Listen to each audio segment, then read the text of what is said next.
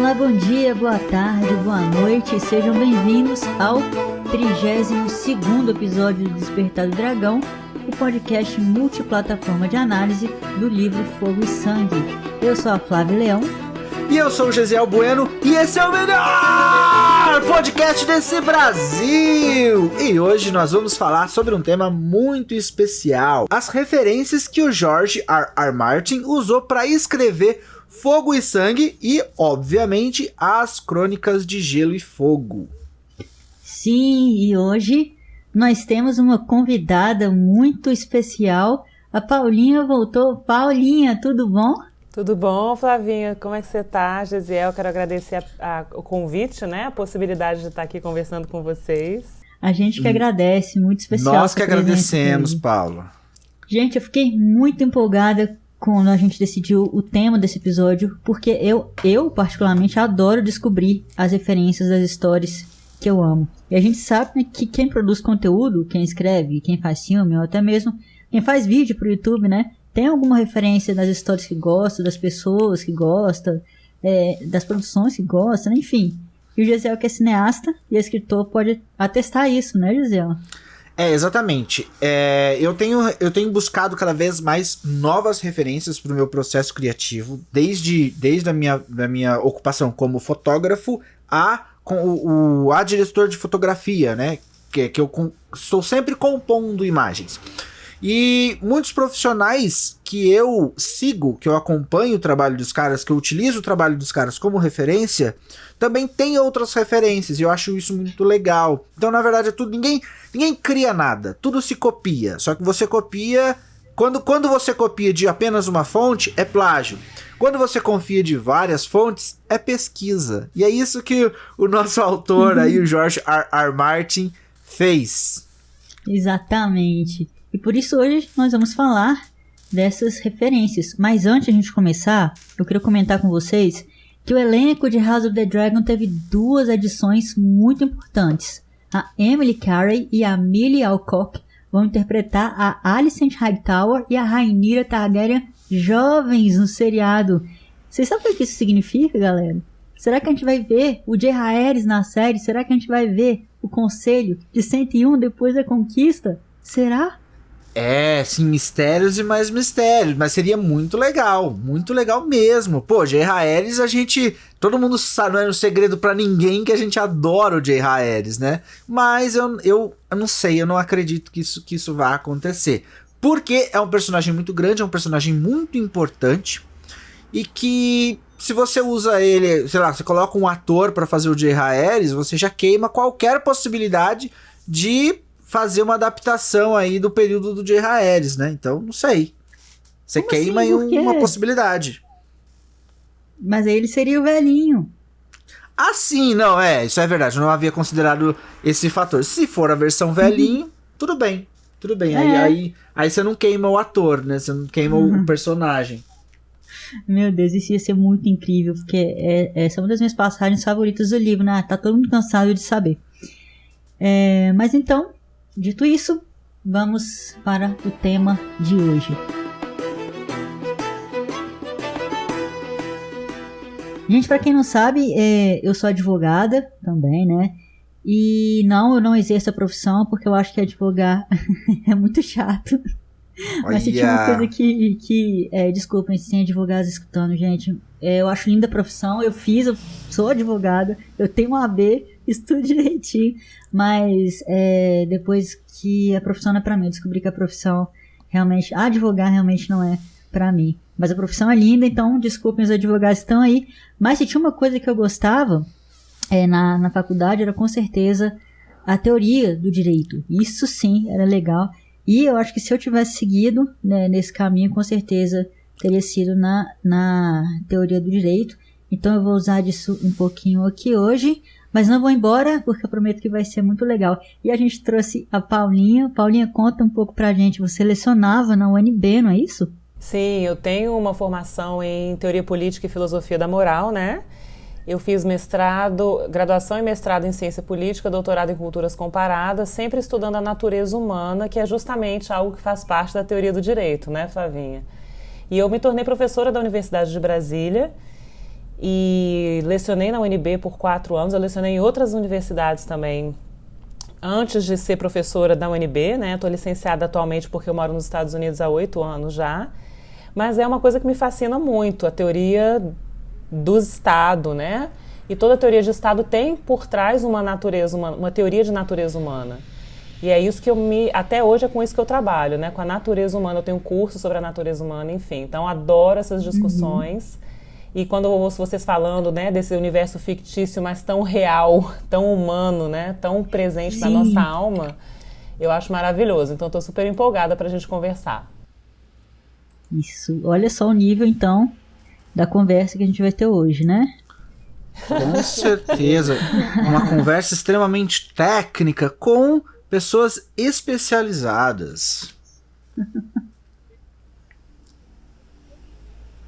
Super. Com certeza. Sim, com certeza. E para quem não sabe, né, toda a história de Fogo e Sangue e das Crônicas de Gelo e do Fogo são claramente baseadas na história britânica, especialmente na época de transição da Idade Média para a Idade Moderna. E é por isso que, embora a gente não possa falar que os livros e as séries se passam nessa época, né? Óbvio que não, porque é um cenário fictício, porque as tramas não acontecem assim no nosso mundo, né? A gente sempre é levado a pensar essa era da nossa própria história, ou pelo menos dali especificamente da história britânica. Exatamente. Então vamos lá voltar no tempo para entender tudo, focando então sempre lá na Grã-Bretanha e na Inglaterra. Lembrando que qualquer semelhança com a vida real não é mera coincidência. Então, há muito tempo atrás, galera, a região que hoje é a Inglaterra era dividida em vários reinos pequenininhos, cada um com seu rei, e não existia um sentimento assim muito nacional, tipo, todo mundo ali era inglês. Mas muito antes disso, cada um era daquele seu reinozinho. E apesar dos nórdicos serem os inimigos clássicos dos ingleses, esses pequenos reinos viviam arranjando treta entre si. O que isso lembra vocês, pessoal? Olha que lindo as semelhanças aparecendo já. Sim, com certeza, com certeza. A gente lembra, né, que antes da conquista, Westeros era completamente dominado ali por várias disputas, né? Várias disputas entre os 7 reinos, né? Era uma monarquia, porém uma monarquia muito diferente, assim, da clássica que a gente está acostumado. Vale mencionar também que é muito diferente do que existe hoje lá na Inglaterra, não é mesmo, Flávia? Isso. Eu quero dizer que eu vou comentar bastante sobre outros livros aqui para ilustrar o que a gente está falando. E o primeiro deles, que ilustra muito bem toda essa questão dos vários pequenos reinos da Inglaterra, é a trilogia do Rei do Inverno, do Bernard Cornwell. O Bernard Cornwell é um cara que escreve ficção histórica e que usa personagens fictícios em cenários e situações reais. Tá? E nessa trilogia do Rei do Inverno, ele usa a lenda do Rei Arthur para contar uma parte da história inglesa que se passa na transição do século V para o século VI. Ninguém sabe se o Arthur existiu de verdade. Tudo que a gente sabe é que existem documentos que comprovam que teve uma época que vários meninos começaram a ganhar o nome de Arthur, o que indica que um homem muito importante e influente com esse nome pode ter sim existido, mas esse homem nunca foi rei. As pessoas podem falar o que quiser. Eu sempre vou acreditar que existiu o Rei Arthur. Ô, gente, tem uma coisa também que eu acho importante, que essas monarquias anteriores a um Estado nacional, né, essas pessoas não tinham noção de soberania nacional e nem de um povo no poder. Era um carismático, um líder que, de alguma forma, unificava esses condados, né, esses territórios pequenininhos, de forma muito pragmática, porque é muito mais racional e muito mais inteligente você cooperar do que você ficar brigando. É muito gasto, né, de guerra, enfim, vidas e dinheiro e não sei o quê. Mas eu acho interessante isso. Eu queria até perguntar para vocês, quando vocês forem mergulhar mesmo, dessa história dos reinos se unificarem ao redor de uma pessoa virtuosa ou poderosa, ou os dois, né? Porque nem todo poderoso é virtuoso, né? Tem um coração puro, às vezes não, mas é poderoso e consegue comandar pelas armas. Mas não era um Estado nacional em que o povo estava no poder. O povo era muito reverente a uma figura que era meio salvadora, não é isso que acontece nesse universo? Exatamente. Os documentos mais antigos, assim, que a gente encontra ali, voltando ali um pouquinho ao Arthur, antes da gente, mas sem fugir dessa questão aí, desse personagem aí, dessa personificação aí de um símbolo de um poder, né? Mas voltando ali ao Rei Arthur, só pra gente não perder o fio da meada, existem alguns relatos de um homem chamado Arthur, que são de uma data muito posterior aos supostos acontecimentos. Então a gente não pode dar muito créditos a ele. O que é muito semelhante ao nosso livro de análise, porque como a gente sabe, Fogo e Sangue é como se fosse o relato de um mestre, o mestre Gildain, de acontecimentos que aconteceram muito antes dele. A gente já falou muito sobre isso, né? E ele mesmo fala no texto que a gente não pode dar muito crédito a essa ou aquela passagem. É muito uma questão de que houveram vários registros, e ali os registros que mais se repetem ou que foram escritos por pessoas de maior confiabilidade são ali descritos como os registros oficiais, vamos assim dizer. A gente pode até traçar um paralelo, e isso é um assunto bastante polêmico de se conversar, mas que quando você começa a estudar, você começa a ter uma dimensão um pouco maior da própria Bíblia. Se você parar para analisar, o que é a Bíblia? A Bíblia não é um livro apenas. A Bíblia é uma coletânea de vários livros que foram editados e que foram reunidos, e que não são os únicos. Existem vários outros registros hebraicos, registros gregos, registros egípcios, que não foram selecionados para compor ali o livro da Bíblia, né? Então, só para a gente ter uma dimensão um pouco maior aí dessa situação aí, dessa questão dos registros, de o que é verdade e o que não é verdade. Isso, é exatamente isso. A Bíblia foi um exemplo muito bom, muito bom. Mas é fato que existia essa divisão entre pequenos reinos, como a Paulinha falou. E a trilogia O Rei do Inverno é muito legal e conta bastante disso. Eu recomendo muito, aliás, eu recomendo fortemente todos os livros que eu vou citar aqui. Aliás, quem me recomendou, Paulinha, foi seu irmão, o Gui. Que me recomendou. Faz tempo que eu tô querendo ler esse livro, viu? Mas, Flávia, nesse livro existem outros personagens ali da lenda do Rei Arthur? Cara, tá todo mundo lá. Tá a Guinevere, o Lancelot, a Morgana, a Nimue. Muito foda. Inclusive, a Morgana e a Nimue, quem assistiu aquele seriado da Netflix, Cursed, conheceu a Nimue. A Morgana e a Nimue são sacerdotisas e eram chamadas de bruxas, como algumas das personagens de Fogo e Sangue nas Crônicas de Gelo e Fogo, tipo a Tiana da Torre, a Melisandre e, de forma mais especulativa, né, a moça que matou o Septão Lua e a própria Visenya Targaryen. Legal demais. Então, acontece que, conforme o tempo passou, as coisas mudaram, tanto na vida real quanto no Westeros. Esses pequenos reinos foram se juntando, né, por causa de guerras, de casamentos e tal, e até a evolução dos meios de transporte ajudou bastante nesse quesito, porque passou a ser mais fácil e rápida a mobilidade das pessoas entre essas terras. E com isso a sensação de pertencimento a uma terra maior também aumentou.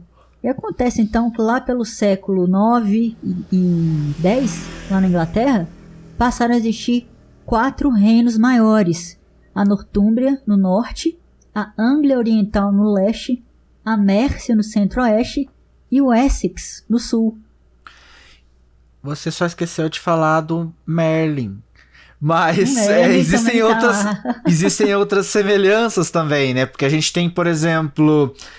agora eu não vou me recordar, mas na história do Rei Arthur e os Cavaleiros da Távola Redonda, a Morgana Le Fay tem um filho que vai se tornar o antagonista ali, né? O principal rival do Rei Arthur. Eu não me recordo do nome dele agora. Mordred. É o Mordred, o filho. Isso, Mordred. Exato. E nós temos em Fogo e Sangue Eita! Que montou Balerion? Maegor. O Maegor, exato. O nome até começa com M, pô. Olha só as semelhanças. E esse filho nasceu de uma relação incestuosa. Sim. Não é mesmo? De uma feiticeira, né? De uma famosa feiticeira lá. Que no caso de Fogo e Sangue é bem parecida essa situação. Mas continuando, né? Então eram 4 reinos na vida real e na história do George R. R. Martin, 7 reinos. Só que eu imagino que esses reinos não eram iguais, assim, entre si, tipo, em tamanho ou em prosperidade. Não era. O reino mais rico era o Essex, no sul. E o maior, aposto que vocês adivinham qual é. Adivinha? Dizia. Era Porto Real? ou era Rochedo Casterly? Não, tô falando na Inglaterra. Ah, na Inglaterra? Na Inglaterra. Eu não faço a menor ideia. O reino mais rico era o Essex, no sul. E o maior, qual que era? Não era sei. Era o norte, era a Nortúmbria. Igualzinho no livro. E é nessa época, pessoal, que se passa a história de outra saga de livros incrível do Bernard Cornwell também, que é As Crônicas Saxônicas, que deram origem àquela série uma famosinha da Netflix também, que chama O Último Reino, The Last Kingdom. Né? A série, infelizmente, se afastou do livro e, na minha opinião, ficou bem fraquinha. Mas os livros são muito incríveis e, inclusive, eles dariam um excelente podcast, tipo o nosso. Essa saga conta a história de um guerreiro, tá? Personagem fictício, de cabelos dourados, que nasce na Nortúmbria, mas por motivos que eu não vou explicar agora, né? Ele é expulso de casa e acaba indo trabalhar pro rei de Wessex. E esse cara, o rei, é um personagem real. Ele chama Alfredo e é conhecido como Alfredo o Grande. Sim.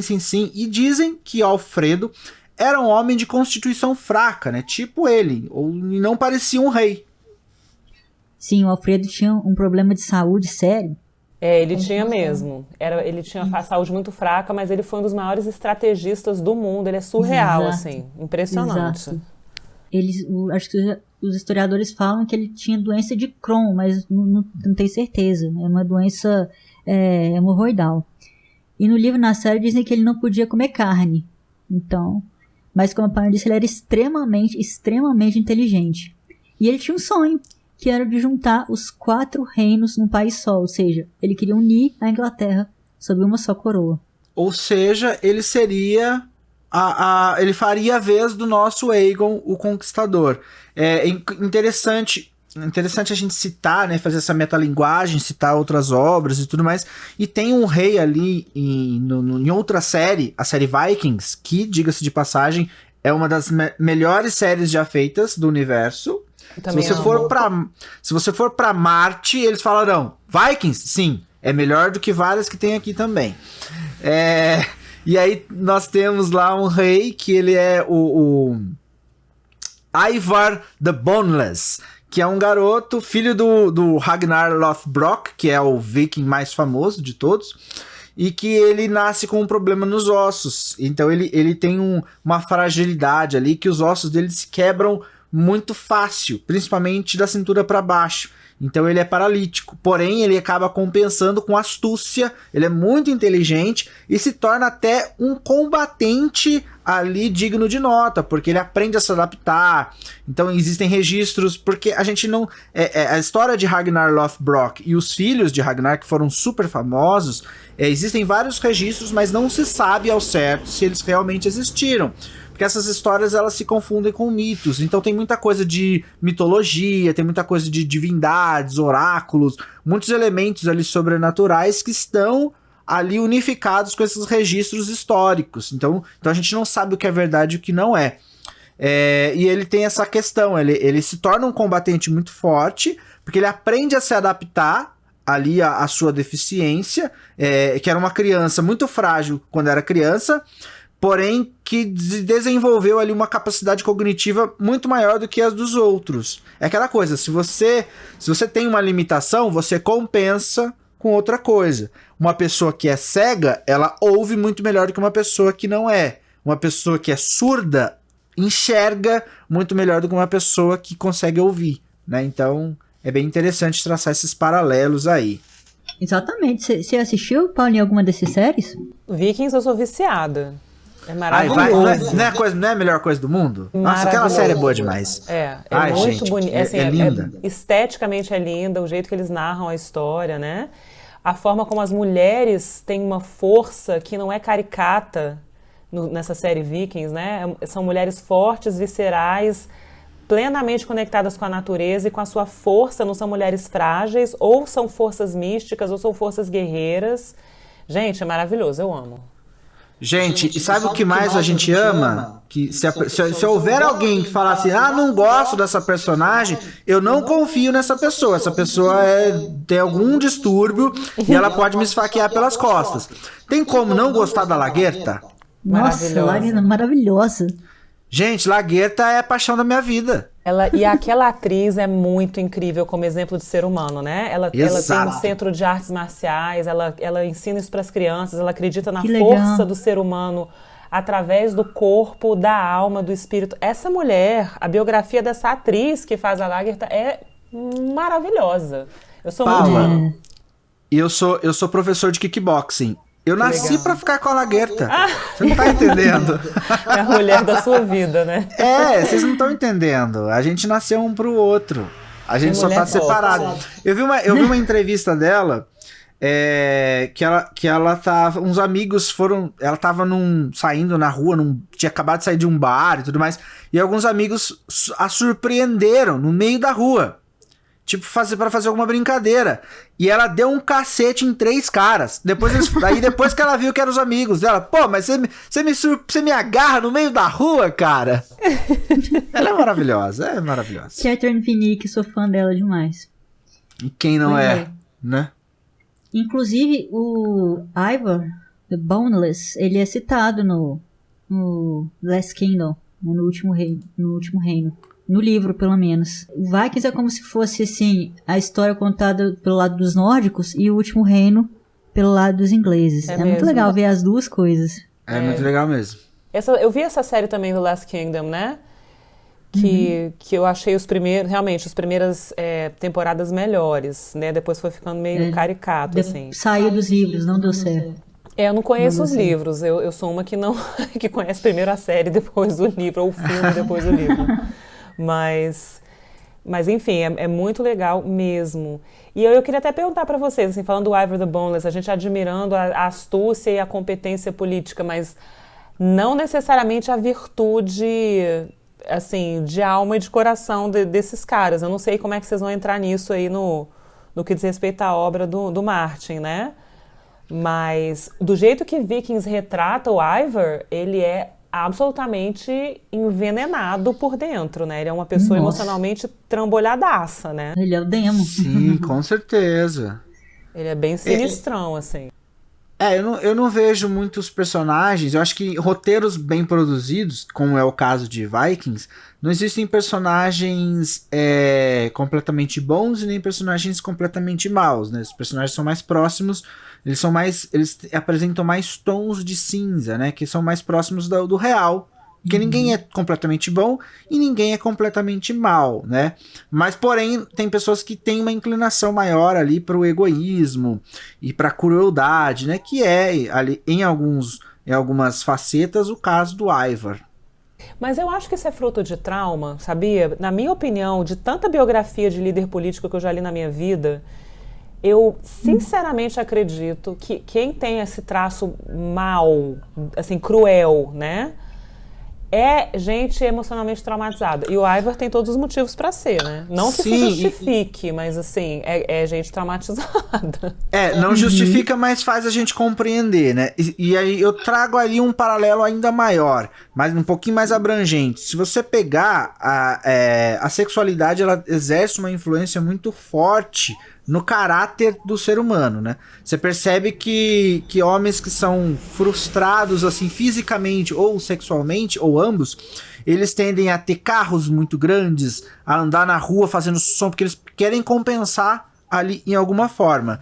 E, indo ali mais pro lado da psicanálise, quando você pega a grande maioria dos assassinos seriais, né, dos serial killers, que tem ali a característica sexual como motivação ali para os crimes, a grande maioria deles ou foram abusados, ou tem sérios problemas ali com as mães, ou ambas as situações, né? Tem muitos casos de serial killers que eram abusados pelas próprias mães.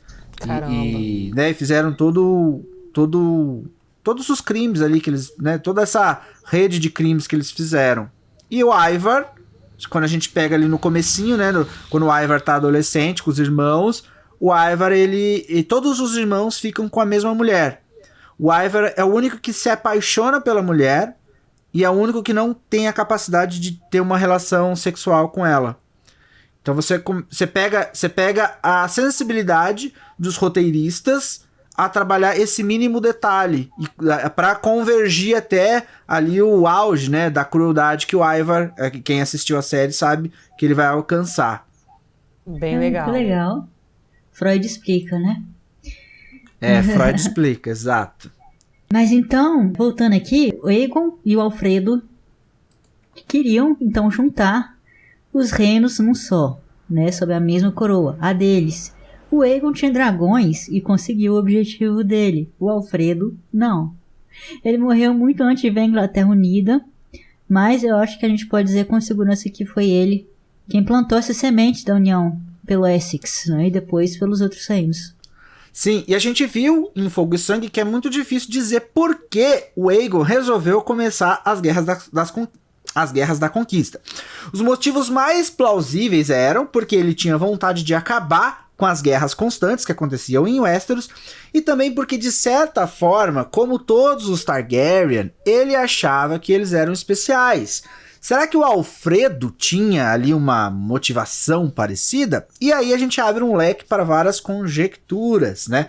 Porque, por exemplo, eu não acredito, na minha opinião, eu não acredito que o Aegon sentiu um senso forte de justiça para acabar com as disputas que estavam acontecendo em Westeros. Né? A motivação, eu não acredito que tenha sido essa. Existem várias conjecturas, mas a Flávia já sabe a minha. Inclusive, ela vai jogar um áudio meu aí, depois na edição. E é isso. Ele tava de boa lá com a Rhaenys, né? Tava lá de boa, curtindo um pagodão. Aí a Visenya enchendo o saco. A gente tem mais terra, precisa de mais terra. Ele falou, caralho, vou te dar esse reino inteiro, porra. E aí foi lá e teve que conquistar os 7 reinos pra Visenya calar a boca.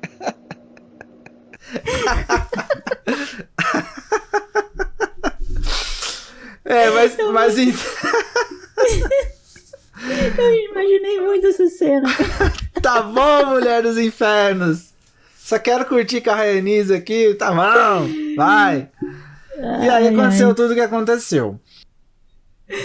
Pois a gente só pode especular, né? Mas ele sabia que um Reino Unido ia ser muito mais forte contra o maior inimigo deles, né?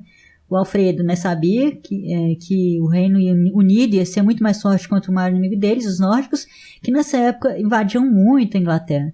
A Inglaterra não tinha um exército nacional, obviamente. Eram vários exércitos dos 4 reinos, e ele queria que os ingleses se sentissem ingleses, e não uma pessoa da Nortúmbria, da Anglia, da Mércia ou de Wessex. Isso ia dar até mais motivação para eles. Mas sei lá se os motivos dele eram tão nobres assim. Nem os do Aegon, né?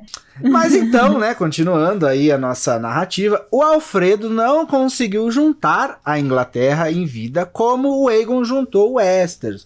Mas a Inglaterra acabou unida. Afinal, mesmo que muito tempo depois ali do período de reinado do Alfredo.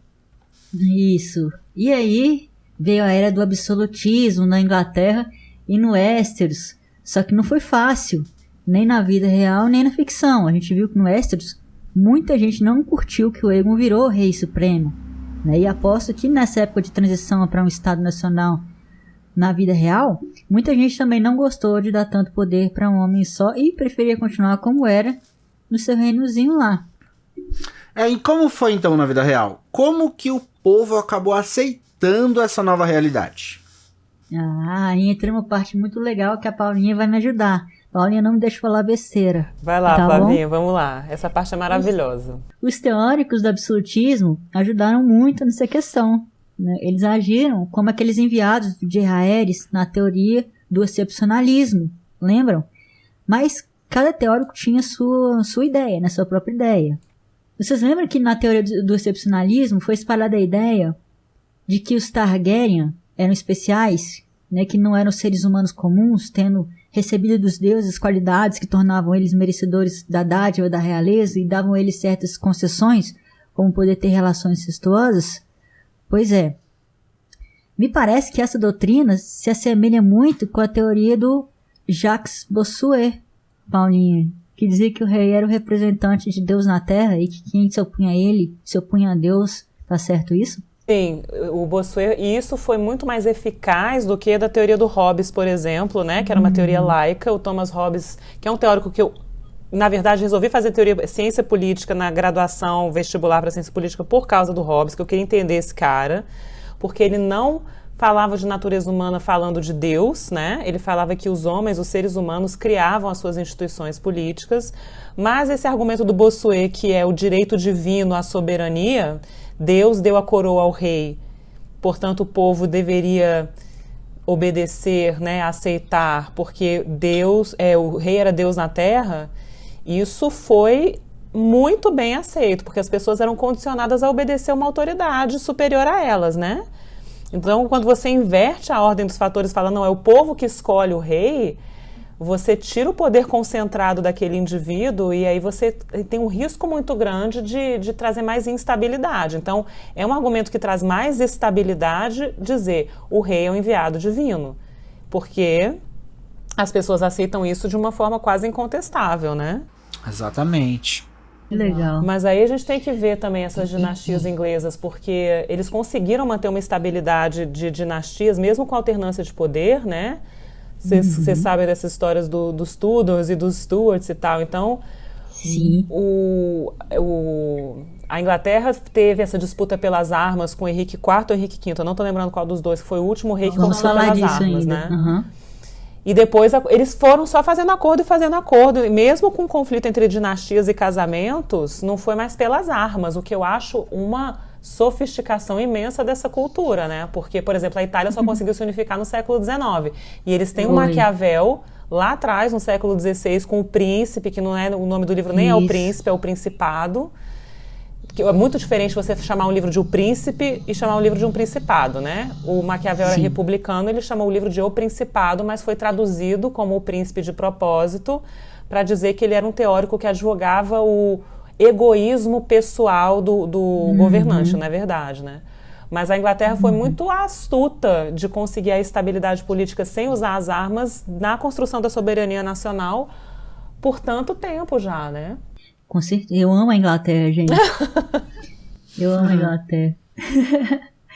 Pois é. E tinha então Thomas Hobbes, que é o autor do Leviatã, o Paulinho acabou de falar. E nessa obra ele diz que os indivíduos abriam mão das suas liberdades para o Estado para protegerem a própria vida, certo? Porque os seres humanos em seu estado natural seriam egoístas e esse egoísmo levaria a uma disputa de todos contra todos, sem fim.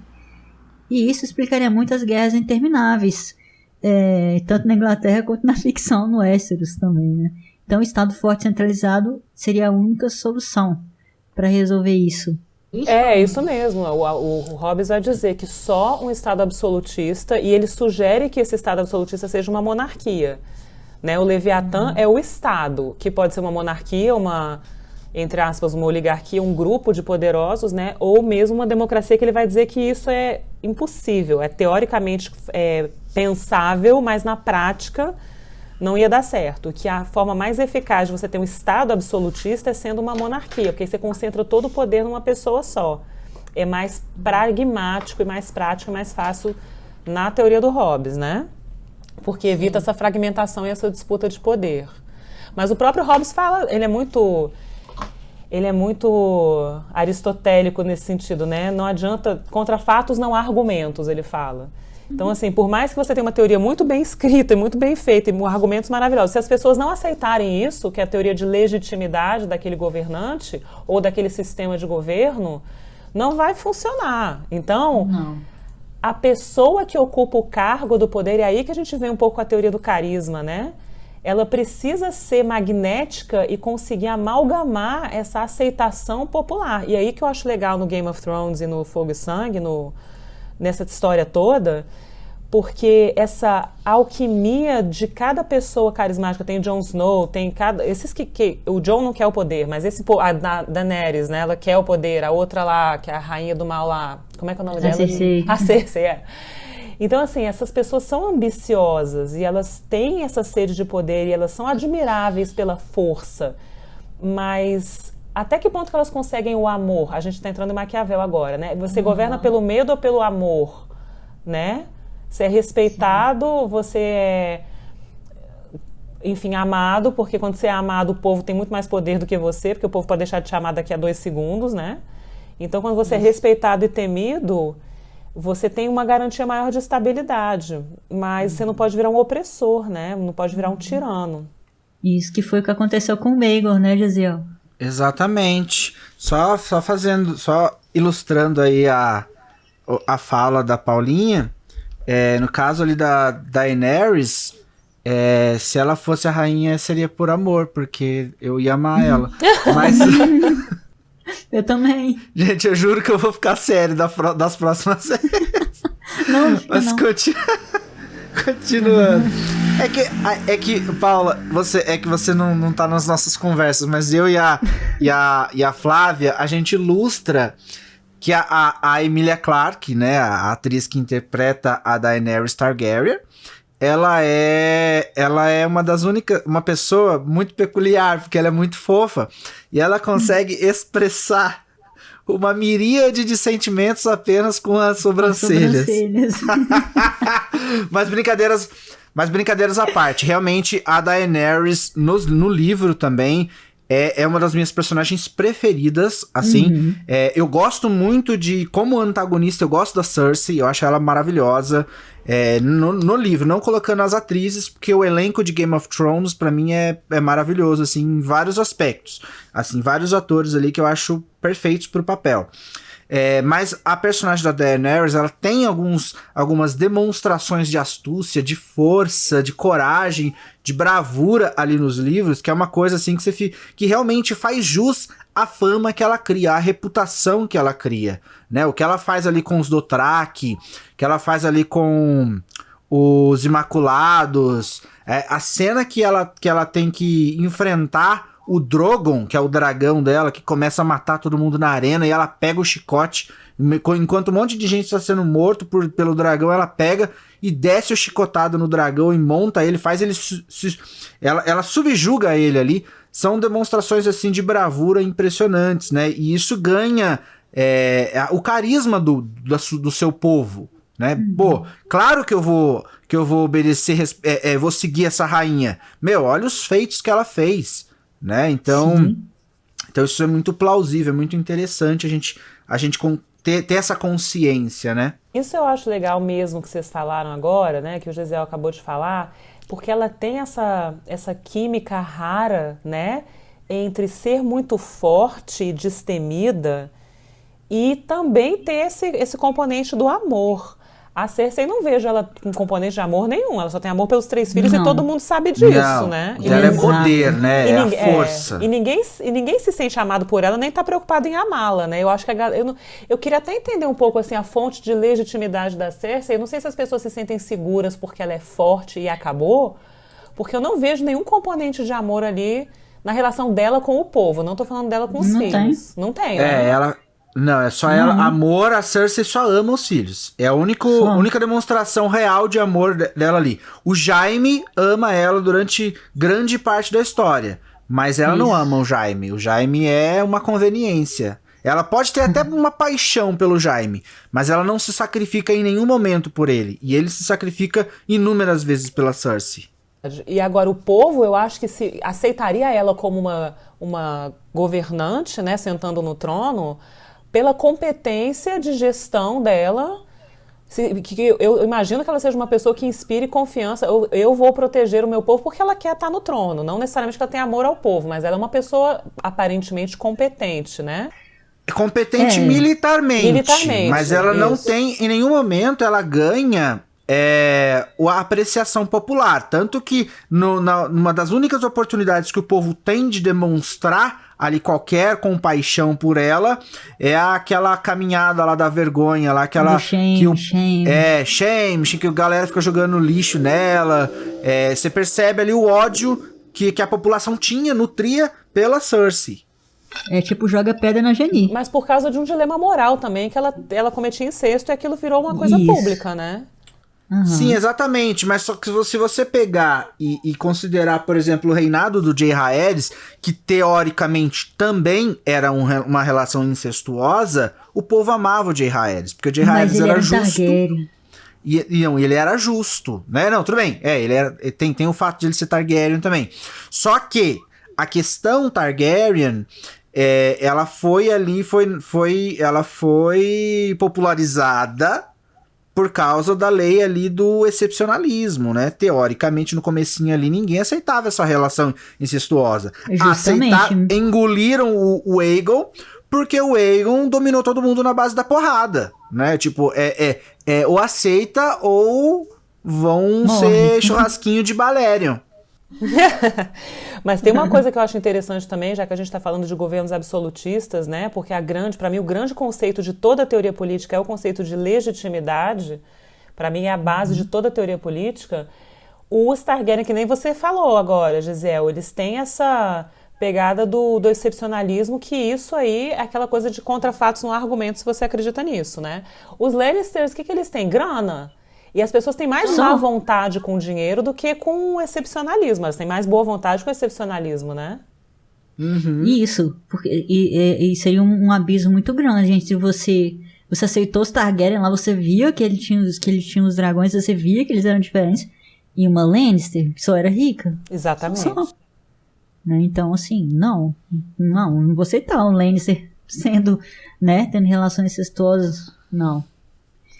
Ela era rica e babaca, né? E não estava nem um pouco preocupada em trazer nenhum tipo de afeto pro povo. Então, ela realmente não fez por onde. Não, em nenhum momento. É sempre a base do medo. Né? Todo o respeito da Cersei foi inspirado por meio do medo. Aí eu tenho uma pergunta pra vocês. A Daenerys, eu acredito que sim, que ela era sincera no amor dela. Eu acho que ela tinha um coração amoroso, né? Que não era só estratégia para criar uma imagem de amorosa, que ela de fato tinha um amor pelo bem público. Uma consciência de que o papel dela é além do pessoal, assim, de eu me dar bem, eu ser uma referência, eu ser ovacionado, porque eu acho que a Daenerys tinha noção de bem comum, coisa que a Cersei não tinha. Não. Em comparação a Cersei, de fato, ela tinha sim uma noção ali moral. Porém, quando a gente começa a analisar mais friamente a Daenerys, ela é uma típica Targaryen, ela é uma conquistadora. E ela vai, mesmo que ela tenha o discurso moral, que ela acredita ser sincero, as atitudes da Cersei, em todos os momentos, são atitudes de uma conquistadora. Da Cersei ou da Daenerys? Da Daenerys. Desculpa, da Daenerys. Quando ela, por exemplo, eu usei o exemplo ali dos Imaculados.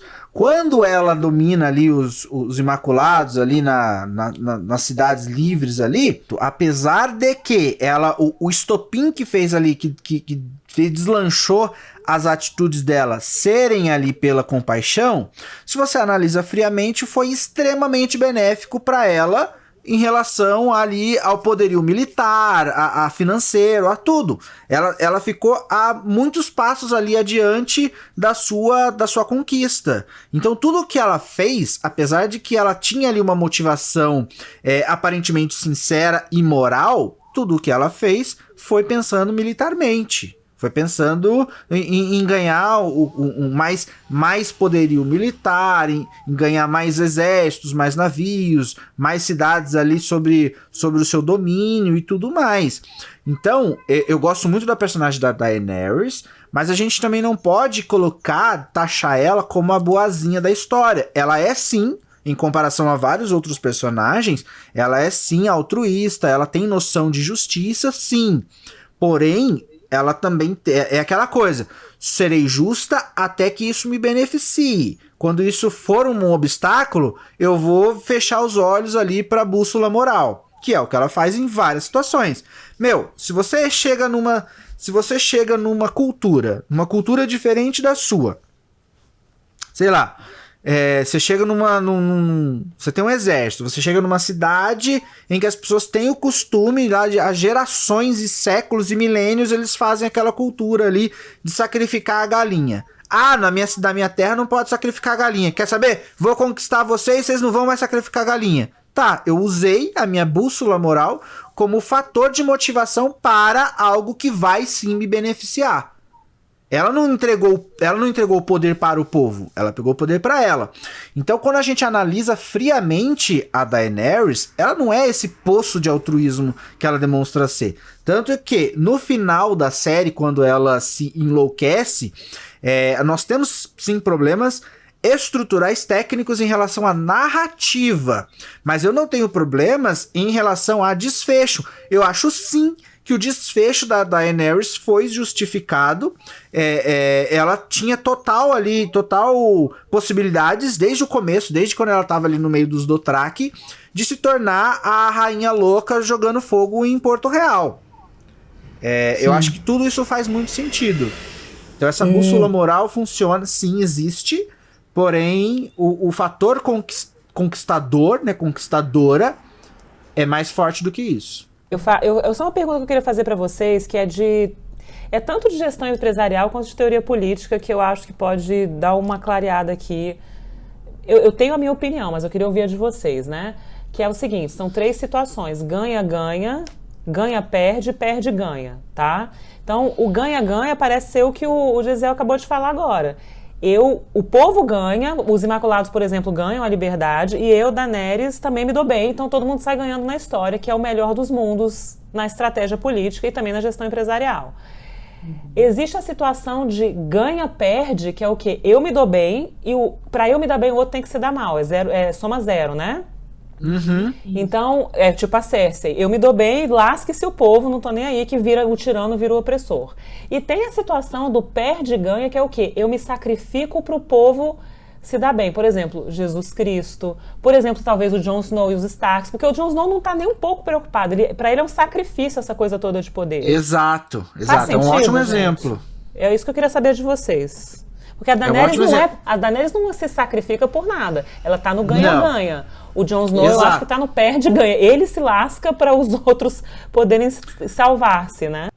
Tanto que ele é o único personagem ali que tem um fator sobrenatural que ele acaba sendo revivido. Mas o Jon Snow, ele literalmente dá a vida ali em prol do que ele acredita. Em prol do povo.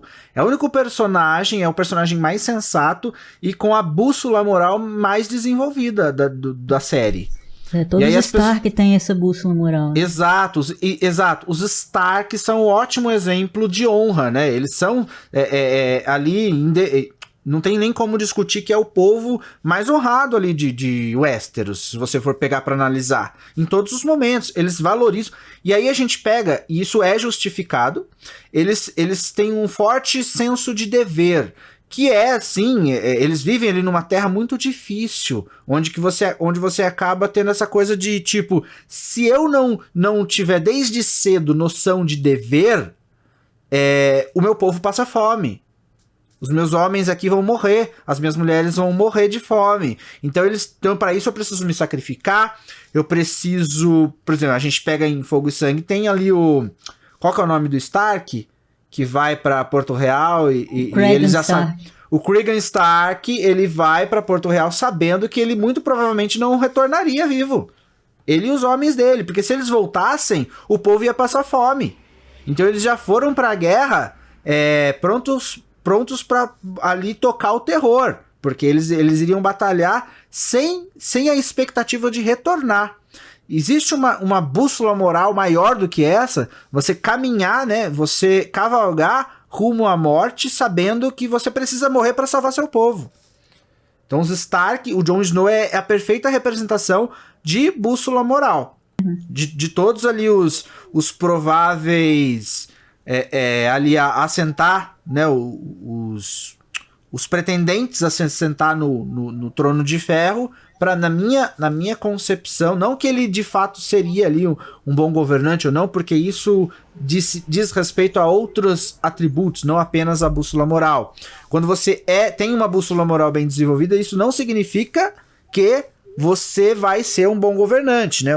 Um bom governante nem sempre é justo, um bom governante nem sempre é moral, ele tem ali uma bússola moral bem desenvolvida. Às vezes não é isso. Isso não é proporcional. Porém, nesse quesito, o mais sensato ali é sim o Jon Snow. Eu acho que tanto que ele seria sim uma boa adição ao Trono de Ferro, a ponto de ganhar o amor do povo, o que não acontece por vários fatores que a gente acaba sabendo aí.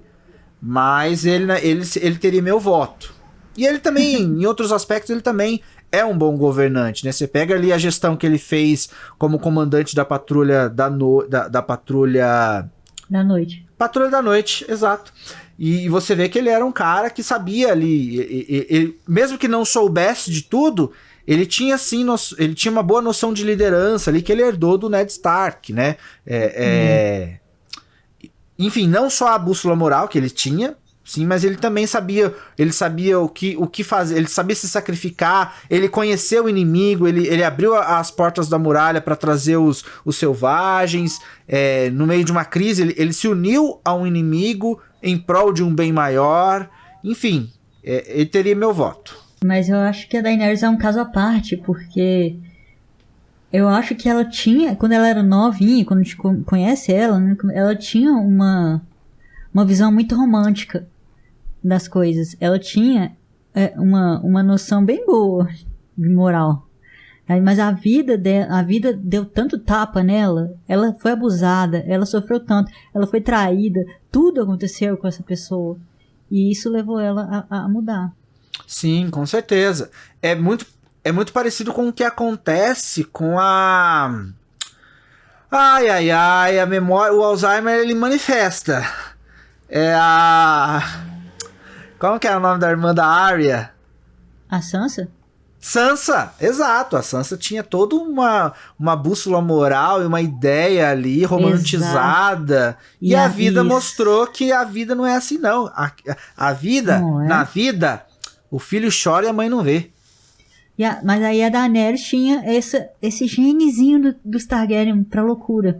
A Sansa não. Você vê que a Sansa virou outra pessoa, né? Ela virou outra mulher. E a Daenerys também, só que foi pra loucura, né? Então, exatamente. Ambas gravemente traumatizadas. Tanto física quanto psicologicamente. Pois é.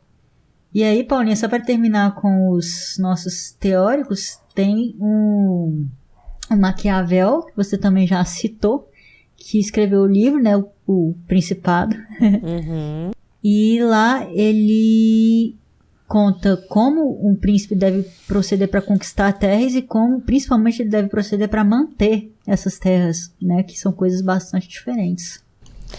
A manutenção é o que demonstra a competência política, né? Que vocês estão falando aí, não adianta só a bússola moral, é muito importante. O valor político importante para Maquiavel é o bem comum, né? Ele é um autor republicano, ele não é autor absolutista. Ele queria um Estado nacional soberano e o maior inimigo dele era o Império, especificamente o Império do Vaticano, né? Então, quando você cria um Estado nacional... Que tem muito no Game of Thrones lá, com aqueles fanáticos religiosos, né? Que detonaram com a Cersei e tal.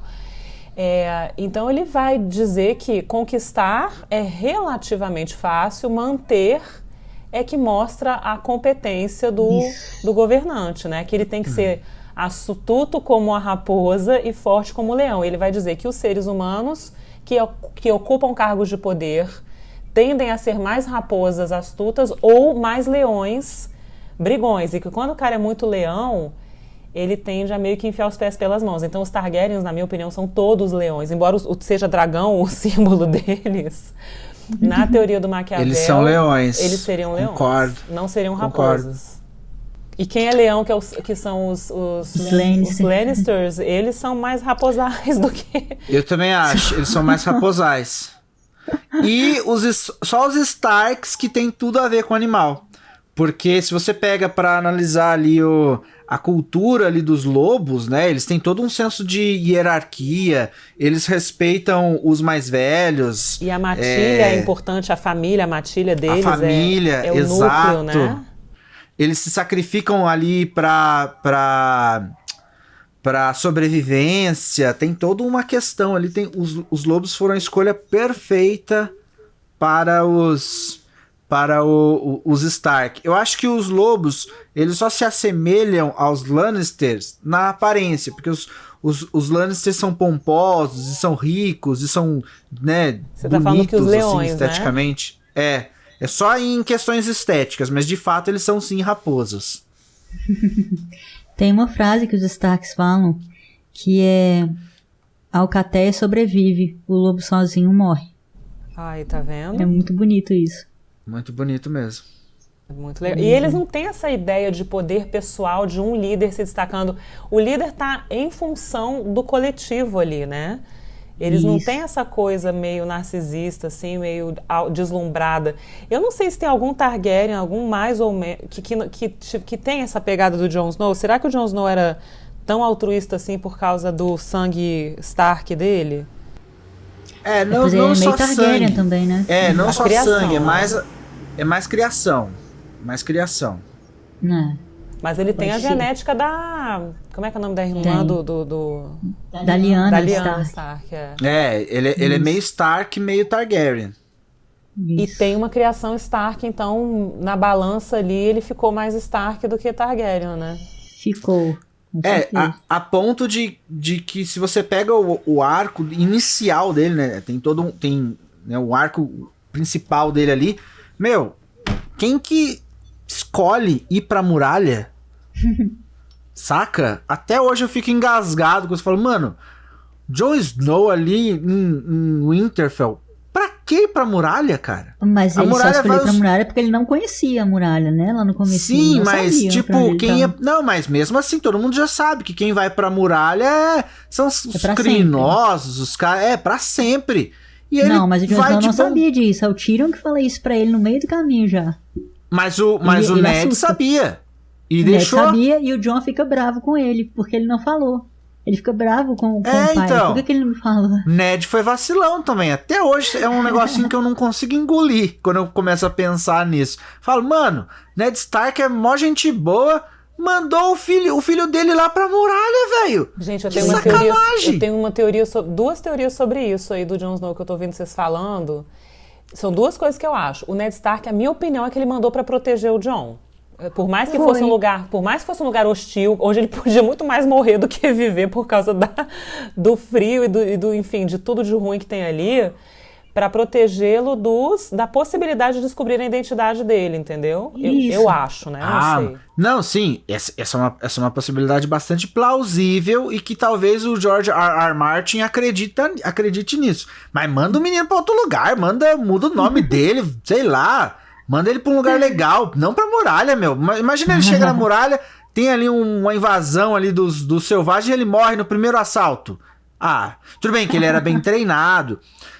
A gente vê ali no começo ali ele se destacando no meio da grande maioria, porque ele tem ali um treinamento, né, de castelão ali, ele foi um escudeiro e tudo mais. Mas tinha o Benjen, mesmo né? assim... Tinha o tio dele lá. Tinha um tio dele lá que o Ned achava que ia proteger. Eles não sabiam que o tio já tava desaparecido lá, né?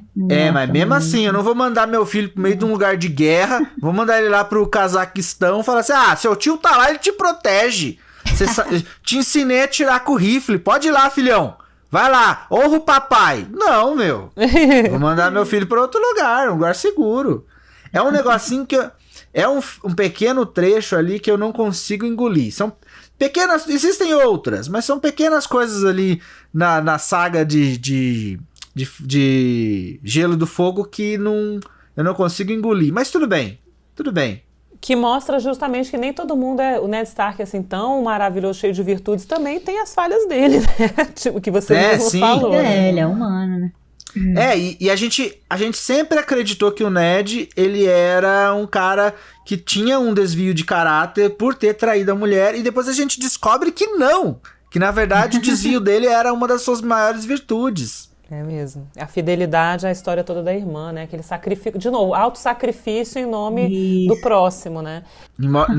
Em nome do bem maior Do também, bem não maior. só do próximo, né? Mas do bem maior ali, de todo mundo. Não só pelo filho, né? Ele fez aquilo por tudo. É mesmo. E tem uma outra coisa do vocês falam do Jon Snow. Como é que esse cara se escolhe o pior dos destinos para si mesmo? A pessoa que tem uma síndrome do excluído... Bom, isso eu já não tô nem... Isso não é nem teoria política, né? Isso aí já é outra área que eu atualmente atuo, que é a área de cura da alma, enfim. A pessoa que tem uma autoestima baixa dentro da família, que se sente excluída, né? Que não sente que pertence, ela tende a ficar aprofundando cada vez mais essa dor, essa ferida de alma, entendeu? Então, ir para a muralha, para mim, é um aprofundamento dessa dor de ter sempre sido o excluído. Até o próprio lobinho dele lá, que era o menorzinho, né, o branquinho diferente. Então eu vejo o Jon Snow sempre mergulhando assim de cilindro no oceano da dor dele, sabe? Ele não é um cara que tem muito amor próprio, não. Ele tá sempre se sacrificando e sempre aprofundando a própria dor. É verdade. Sim, sim, também acho isso. Bom, gente, agora eu queria chegar mais perto da Dança dos Dragões, aqui nas nossas referências. Na vida real, essa monarquia clássica, né, que a gente está acostumado, a principal característica é a hereditariedade, ou seja, o poder passa de pai para filho e o rei manda em tudo e ele é chefe de tudo. Era assim no Westeros também, como a gente viu. E na Inglaterra, especificamente, o rei era chefe até da igreja, porque no governo do Henrique VIII, ele rompeu com a igreja católica e criou a igreja anglicana para poder se divorciar da Catarina de Aragão e se casar com a Ana Bolena. E hoje o que a gente tem é uma monarquia parlamentarista, em que a rainha é chefe de Estado e o primeiro-ministro é o chefe do governo. Sim, em Westeros, os Targaryen não eram o chefe na igreja, da igreja, né? Quem era o chefe da igreja era o Alto Septão, como a gente sabe. Justamente, que a gente faz analogia com o Papa, né? E agora, chegando mais no foco de House of the Dragon, acontece que no século XV, lá na Inglaterra, aconteceu uma guerra chamada Guerra das Duas Rosas, que foi uma disputa entre duas famílias, os Lancaster e os York, pelo trono britânico. Mas o que isso tem a ver com Fogo e Sangue e as Crônicas de Gelo e Fogo? Então, a Guerra das Rosas foi uma guerra civil da Inglaterra decorrente de outra guerra, que foi a Guerra dos 100 Anos contra a França, que é outra inimiga clássica dos britânicos. A Inglaterra, nesse período, perdeu muito território com essa disputa, e o povo não ficou nem um pouco satisfeito. Exatamente. E esse é um período que o Bernard Cornwell também aborda em outra trilogia, a trilogia O Arqueiro, também muito interessante. Essa eu já li. Já leu? Já há muito tempo, vários anos já. Eu não sei se eu finalizei a trilogia, mas eu li uns 2 livros. São 3. Por que você não terminou? Não sei. E o que é mais interessante é que os protagonistas da Guerra das Duas Rosas, os Lancaster e os York, eram de uma mesma origem comum, a dinastia dos Plantageneta, ou seja, eram 2 ramos da mesma família. Inclusive, o símbolo deles era o mesmo, uma rosa. Só que a rosa dos Lancaster era vermelha e a dos York era branca. Gente, tá formada a Dança dos Dragões de George Martin, a Guerra Civil dos Targaryen. Sim, inclusive, durante a dança, os pretos e os verdes trocaram as cores do símbolo deles, que é o dragão vermelho sobre um fundo preto. Mas o das duas ainda era um dragão, porque eles eram da mesma família. O Aegon trocou o dragão vermelho pelo dourado e a Rhaenyra adicionou o símbolo dos maiores apoiadores dela, os Arryn e os Velaryon. Isso. E a Guerra das Duas Rosas foi uma guerra bastante sangrenta, inclusive com a morte dos pretensos reis e dos seus herdeiros. E, gente, quantos filhos a Rhaenyra e o Aegon não perderam durante a dança, né? Nossa, vários. O Luke, o Jace, o Joffrey, o Jaehaerys e o Maelor. Pois é, cara. E aí começou um contexto de vingança, né? Filho querendo vingar pai e vice-versa, que durou até o Henrique Tudor dos Lancaster casar com a Elizabeth dos York, unindo então a dinastia de novo, exatamente como Serpente Marinha queria fazer com o Aegon III, filho da Rhaenyra, com a Jaehaera, filha do Aegon II. Foi aí que nasceu o Henrique VIII na vida real, né? E os Tudor ficaram no poder até a morte da Elizabeth I, que não teve filhos. Foi quando os Stuart assumiram o poder. Confusão danada, né? E por incrível que pareça, a história real é ainda mais complicada que a de Fogo e Sangue. E a saga de de livros que se passa no contexto da Guerra das Rosas é A Guerra das Rosas, do Con Iggulden, que foi o Gui também, Paulinha, que me indicou. Eu não sei se o Bernard Cornwell tem algum livro sobre esse momento da história britânica, mas tá aí. Como eu disse, eu recomendo fortemente essas sagas, são muito interessantes de ler. E galera, ninguém descreve uma batalha igual ao Bernard Cornwell, tá? Se vocês acham que o George Martin escreve bem, ele é fichinha perto do Cornwell, pelo menos nas cenas de batalha, que são, tipo, cara, de tirar o fôlego, tá? Vão por mim. O Jorge é um melhor tramista, né, e melhor na questão de concepção de universo, haja vista a quantidade de material que ele produziu. Mas realmente o Cornwell, no aspecto combate, batalha, ele é realmente excepcional. Só uma última coisa que eu queria falar para vocês. Essa transição, né, do governo absolutista para o governo civil, tem um livro do John Locke, que se chama O Segundo Tratado sobre o Governo Civil, que ele descreve a monarquia como um jogo de vinganças. E justamente por isso que a monarquia não é o melhor cenário, na monarquia absolutista que ele fala, né? E que a monarquia deveria então dividir o poder com o parlamento, que é o modelo atual britânico. E os britânicos amam o Locke. Quando eu fui à Inglaterra, fiquei muito impressionado, tanto que o Locke é ovacionado e o Hobbes é esquecido.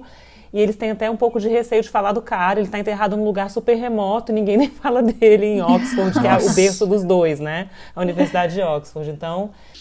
Bom, galera, era isso que a gente queria contar para vocês, um pouco sobre as referências que o George Martin usou para escrever a história dele. Conta pra gente aí se vocês curtiram esse episódio, entrem em contato com a gente pelo nosso e-mail contato@odespertardodragão.com.br ou pelo nosso site, odespertardodragão.com.br, através dos comentários ou do formulário ou pelas nossas redes. Twitter, que é @despertardragão, Instagram ou Facebook, que são o Despertar do Dragão. Gostaram da participação da Paulinha? Mande aí pra gente seu feedback. Vocês querem que a Paulinha retorne? Manda, #volta Paulinha.